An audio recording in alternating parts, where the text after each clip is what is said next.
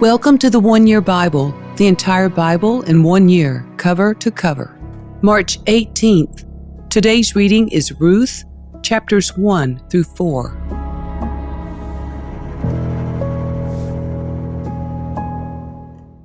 In the days when the judges ruled in Israel, a severe famine came upon the land. So a man from Bethlehem in Judah left his home and went to live in the country of Moab, taking his wife and 2 sons with him. The man's name was Elimelech, and his wife was Naomi. Their 2 sons were Mahlon and Chilion. They were Ephrathites from Bethlehem in the land of Judah, and when they reached Moab, they settled there. Then Elimelech died, and Naomi was left with her 2 sons. The 2 sons married Moabite women. One married a woman named Orpah, and the other a woman named Ruth. But about 10 years later, both Mahlon and Chilion died. This left Naomi alone, without her 2 sons or her husband. Then Naomi heard in Moab that the Lord had blessed his people in Judah by giving them good crops again. So Naomi and her daughters-in-law got ready to leave Moab to return to her homeland. With her 2 daughters-in-law, she set out from the place where she had been living, and they took the road that would lead them back to Judah. But on the way, Naomi said to her 2 daughters-in-law, "Go back to your mother's homes, and may the Lord reward you for your kindness to your husbands and to me. May the Lord bless you with the security of another marriage." Then she kissed them goodbye, and they all broke down and wept.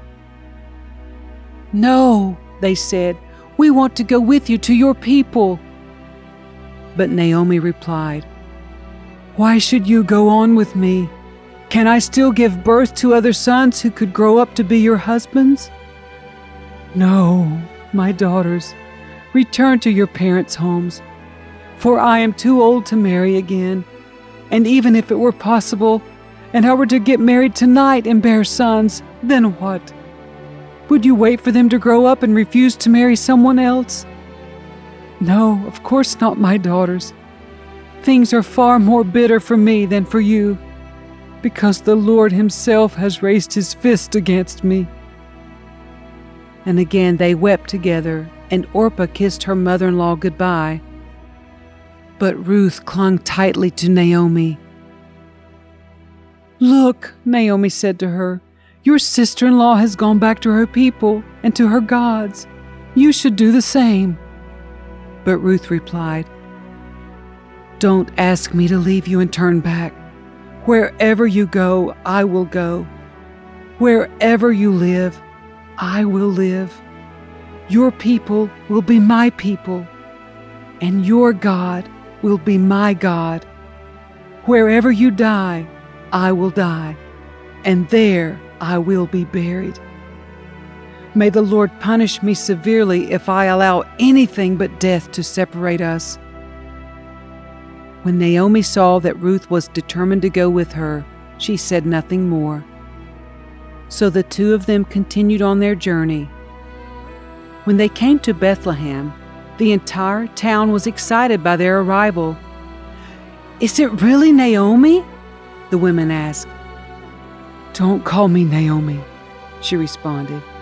"Instead, call me Mara, for the Almighty has made life very bitter for me. I went away full, but the Lord has brought me home empty. Why call me Naomi when the Lord has caused me to suffer, and the Almighty has sent such tragedy upon me?"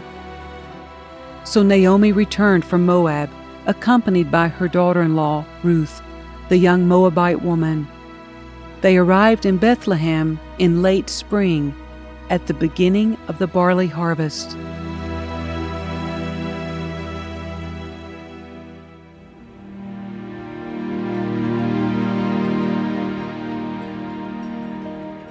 Now there was a wealthy and influential man in Bethlehem named Boaz, who was a relative of Naomi's husband, Elimelech. One day Ruth the Moabite said to Naomi, Let me go out into the harvest fields to pick up the stalks of grain left behind by anyone who's kind enough to let me do it." Naomi replied, "All right, my daughter, go ahead." So Ruth went out to gather grain behind the harvesters, and as it happened, she found herself working in a field that belonged to Boaz, the relative of her father-in-law Elimelech. While she was there, Boaz arrived from Bethlehem and greeted the harvesters. "The Lord be with you," he said. "The Lord bless you," the harvesters replied. Then Boaz asked his foreman, "Who is that young woman over there? Who does she belong to?" And the foreman replied, "She is the young woman from Moab who came back with Naomi. She asked me this morning if she could gather grain behind the harvesters. She's been hard at work ever since, except for a few minutes' rest in the shelter." Boaz went over and said to Ruth, "Listen, my daughter, stay right here with us. When you gather grain, don't go to any other fields. Stay right behind the young women working in my field. See which part of the field they are harvesting, and then follow them. I have warned the young men not to treat you roughly. And when you are thirsty, help yourself to the water they have drawn from the well." Ruth fell at his feet and thanked him warmly. "What have I done to deserve such kindness?" she asked. "I am only a foreigner." "Yes, I know," Boaz replied, "but I also know about everything you've done for your mother-in-law since the death of your husband. I have heard how you left your father and mother and your own land to live here among complete strangers. May the Lord, the God of Israel, under whose wings you have come to take refuge, reward you fully for what you have done." "I hope I continue to please you, sir," she replied. "You have comforted me by speaking so kindly to me, even though I am not one of your workers."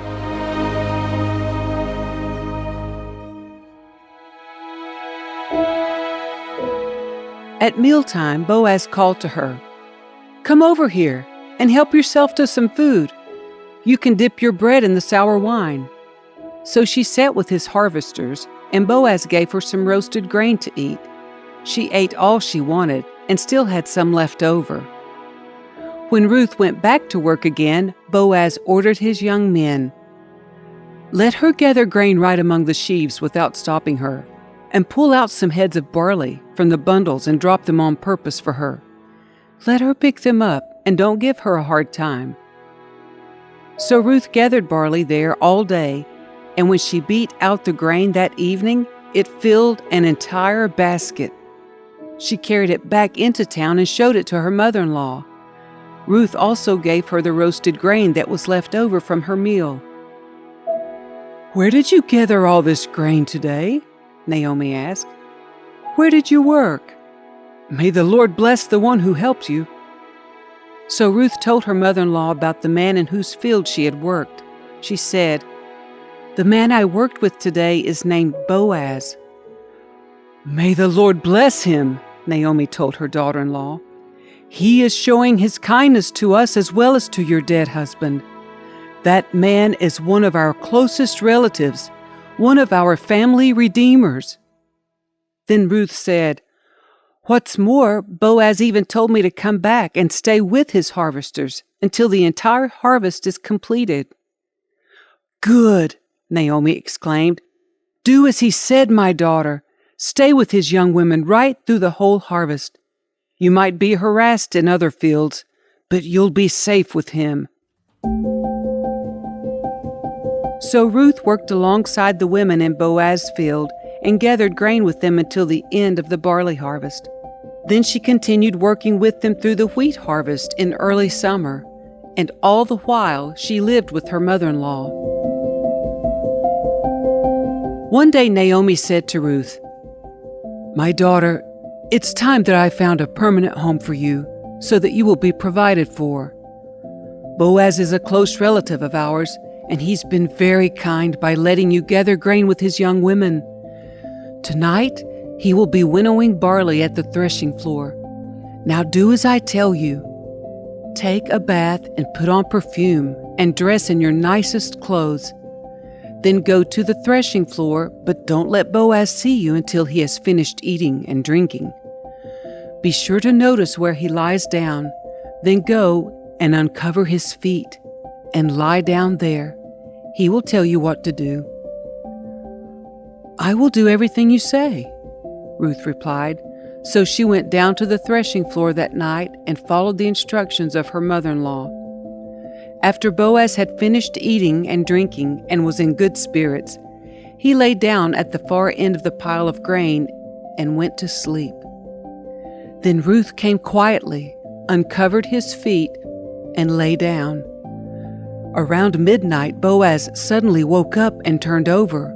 He was surprised to find a woman lying at his feet. "Who are you?" he asked. "I am your servant, Ruth," she replied. "Spread the corner of your covering over me, for you are my family redeemer." "The Lord bless you, my daughter," Boaz exclaimed. "You are showing even more family loyalty now than you did before, for you have not gone after a younger man, whether rich or poor. Now don't worry about a thing, my daughter. I will do what is necessary, for everyone in town knows you are a virtuous woman. But while it's true that I am one of your family redeemers, there is another man who is more closely related to you than I am. Stay here tonight, and in the morning I will talk to him. If he is willing to redeem you, very well. Let him marry you. But if he is not willing, then as surely as the Lord lives, I will redeem you myself. Now lie down here until morning." So Ruth lay at Boaz's feet until the morning, but she got up before it was light enough for people to recognize each other. For Boaz had said, "No one must know that a woman was here at the threshing floor." Then Boaz said to her, "Bring your cloak and spread it out."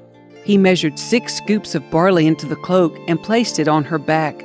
Then he returned to the town. When Ruth went back to her mother-in-law, Naomi asked, "What happened, my daughter?"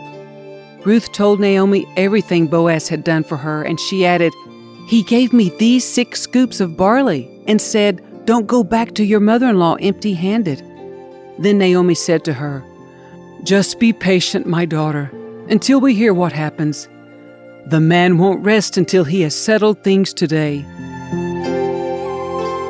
Boaz went to the town gate and took a seat there.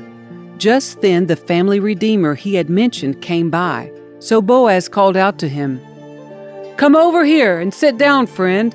I want to talk to you." So they sat down together. Then Boaz called 10 leaders from the town and asked them to sit as witnesses. And Boaz said to the family redeemer, "You know Naomi, who came back from Moab. She is selling the land that belonged to our relative Elimelech. I thought I should speak to you about it so that you can redeem it if you wish.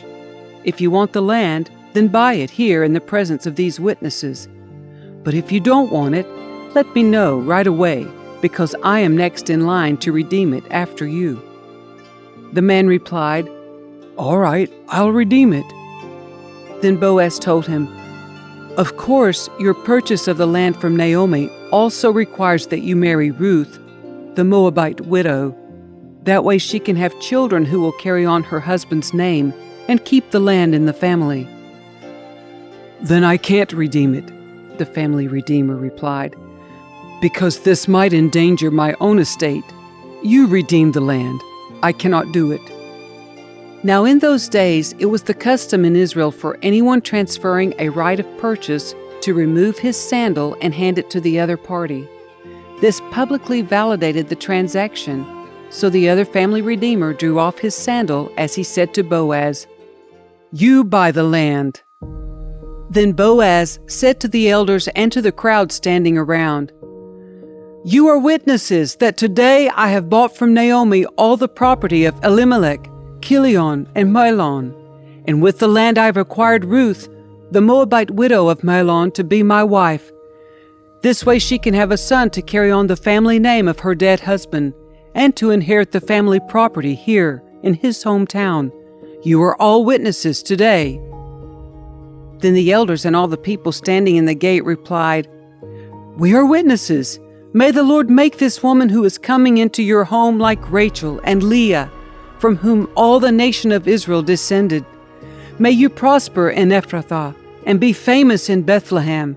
And may the Lord give you descendants by this young woman, who will be like those of our ancestor Perez, the son of Tamar and Judah."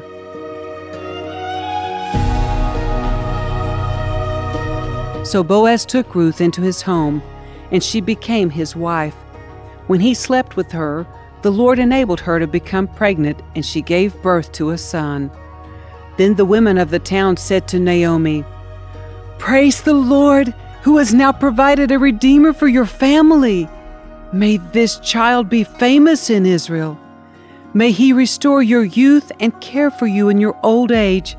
For he is the son of your daughter-in-law who loves you and has been better to you than 7 sons." Naomi took the baby and cuddled him to her breast, and she cared for him as if he were her own. The neighbor women said, "Now at last Naomi has a son again," and they named him Obed. He became the father of Jesse and the grandfather of David. This is the genealogical record of their ancestor Perez. Perez was the father of Hezron. Hezron was the father of Ram. Ram was the father of Amminadab. Amminadab was the father of Nahshon. Nahshon was the father of Salmon. Salmon was the father of Boaz. Boaz was the father of Obed. Obed was the father of Jesse. Jesse was the father of David.